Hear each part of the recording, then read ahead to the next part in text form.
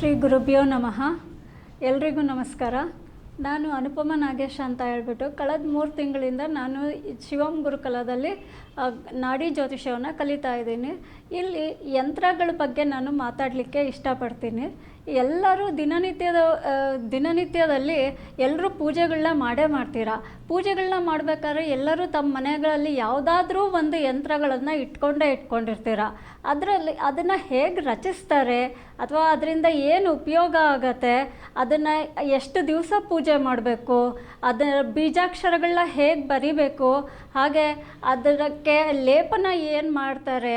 ಈಗ ಅದಕ್ಕೆ ಏನಾದರೂ ಲೇಪನ ಮಾಡ್ತಾರೆ ಅಂತ ಎಲ್ಲರಿಗೂ ಗೊತ್ತಿರುತ್ತೆ. ಆದರೆ ಏನು ಸ್ಪೆಸಿಫಿಕ್ಕಾಗಿ ಏನು ಲೇಪನ ಮಾಡ್ತಾರೆ ಅನ್ನೋದನ್ನು ನಮ್ಮ ಗುರುಕುಲಕ್ಕೆ ಬಂದೇ ತಿಳ್ಕೊಬೇಕಾಗತ್ತೆ. ಇದನ್ನು ಎಲ್ಲವೂ ನಾವು ಯಂತ್ರಗಳಲ್ಲಿ ತಿಳ್ಕೊಬೋದು. ಯಂತ್ರಗಳಲ್ಲಿ 2 ರೀತಿಯ ಯಂತ್ರಗಳಿರುತ್ತೆ. ಒಂದು ಧಾರಣಾ ಯಂತ್ರ, ಇನ್ನೊಂದು ಪೂಜನಾ ಯಂತ್ರ. ಧಾರಣಾ ಯಂತ್ರಗಳಲ್ಲಿ ಸೌಂದರ್ಯ ಲಹರಿ ಯಂತ್ರ ಬರುತ್ತೆ, ಬಾಲಗ್ರಹ ಯಂತ್ರಗಳು ಬರುತ್ತೆ, ಹಾಗೆ ನವಗ್ರಹ ಯಂತ್ರಗಳು ಬರುತ್ತೆ.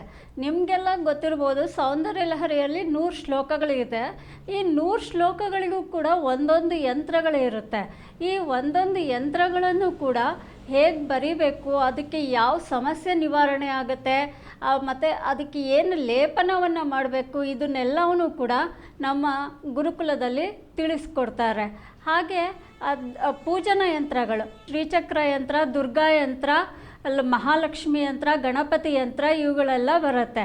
ನಾವು ಈ ಯಂತ್ರಗಳನ್ನು ರಚಿಸಿದಾದ್ಮೇಲೆ ಇದನ್ನು 48 ದಿವಸ ಅಥವಾ 1 ಮಂಡಲಗಳ ಕಾಲ ನಾವು ಪೂಜೆ ಮಾಡಬೇಕಾಗತ್ತೆ.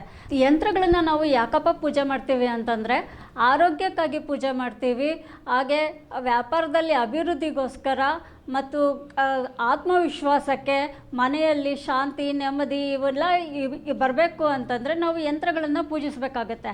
ಎಲ್ಲರೂ ಹೊರಗಿಂದ ತೊಗೊಂಡು ಬಂದು ನಾವು ಯಂತ್ರಗಳನ್ನು ಪೂಜಿಸ್ತೀವಿ.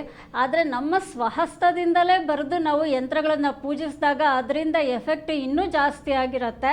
ಸೊ ನಿಮಗೂ ಎಲ್ಲರಿಗೂ ಕೂಡ ಈ ಯಂತ್ರಗಳನ್ನು ಬರೀಬೇಕು ಅಂತ ಇಷ್ಟ ಇದ್ದವರು ದಯವಿಟ್ಟು ಶಿವಂ ಗುರುಕುಲವನ್ನು ಸಂಪರ್ಕಿಸಿ.